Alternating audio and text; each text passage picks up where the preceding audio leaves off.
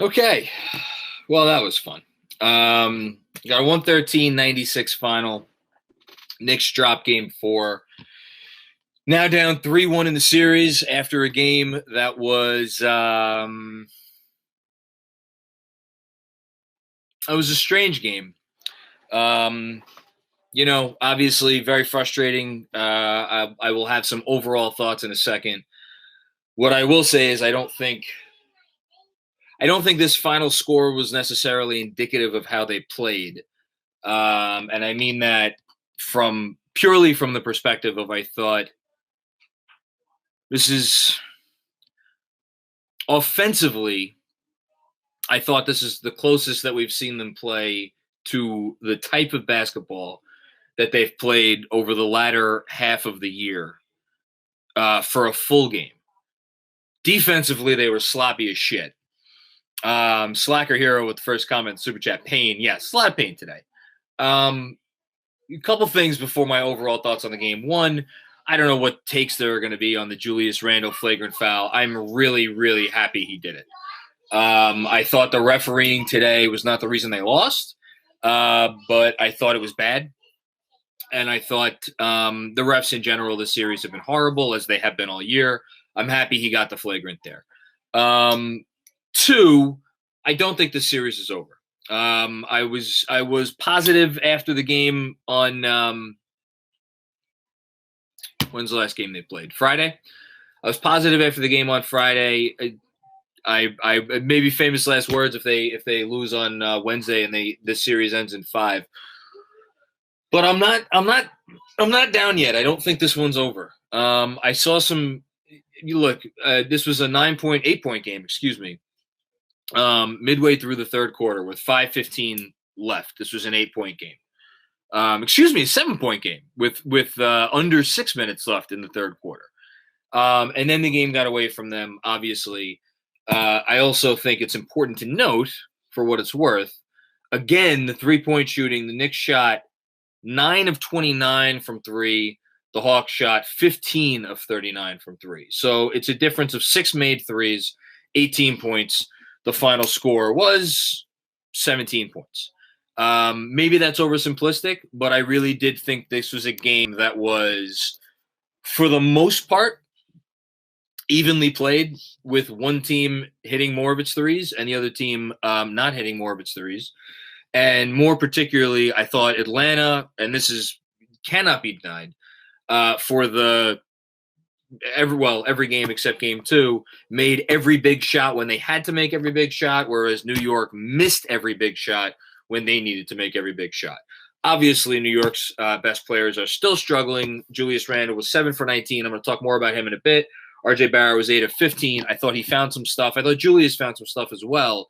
But overall, those were not the types of games that you needed from those guys. I am not blaming this loss on either of them. To me, this loss comes down to Reggie Bullock, 0 of 3 from deep. Emmanuel Quickley, 0 of 2 from deep, 0 of 3 overall. Reggie Bullock was over 4 overall.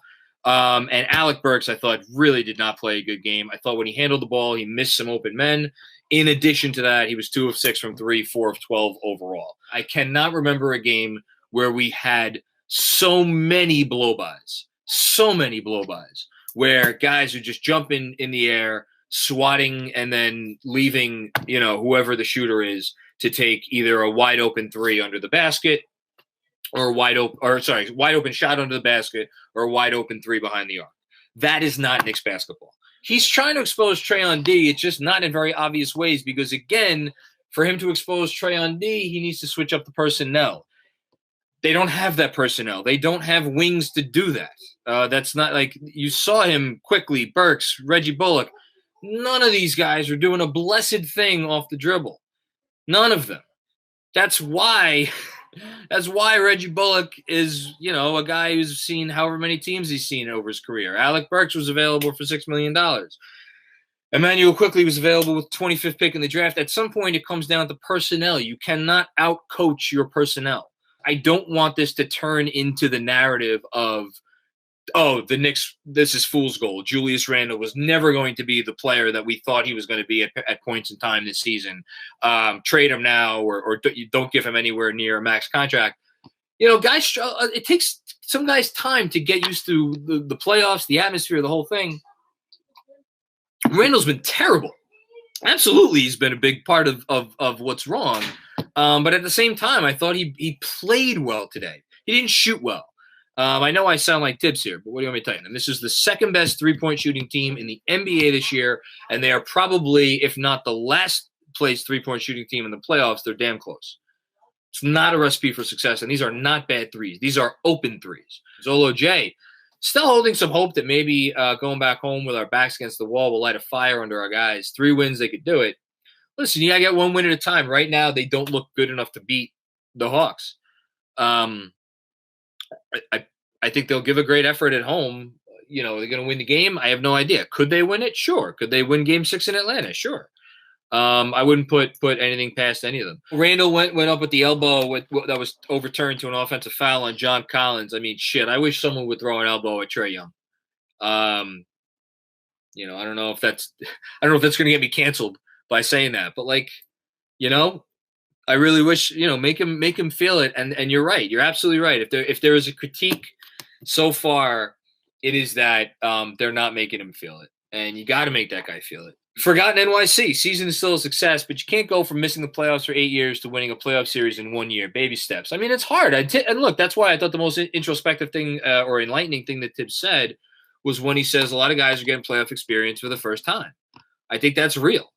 And again, all due respect to other than Taj and Rose, who have been through real playoff journeys, a lot of these other guys being on this Knicks team, making the playoffs for the first time in however many years, all the pressure that comes with playing in this city and the whole thing. I absolutely think guys are feeling it. Burks, Bullock, Randall, they're feeling it, 100%. I think, but you just have to hope they grow from it. Slacker Hero.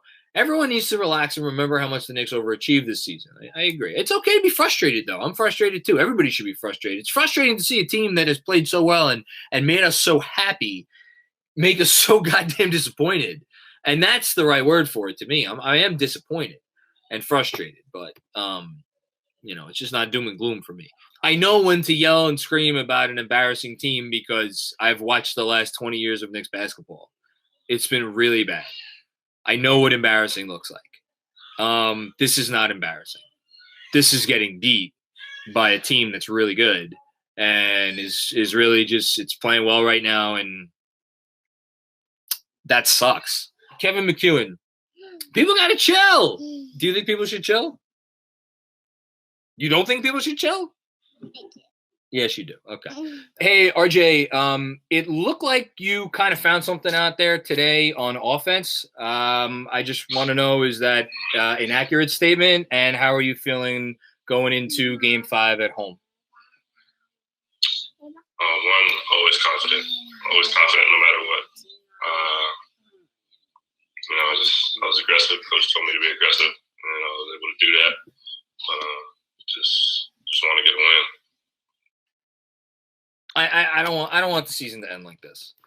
I don't want the season to end on a down note. I don't want the season to end with anybody feeling anything less than positive about what this team has been able to accomplish.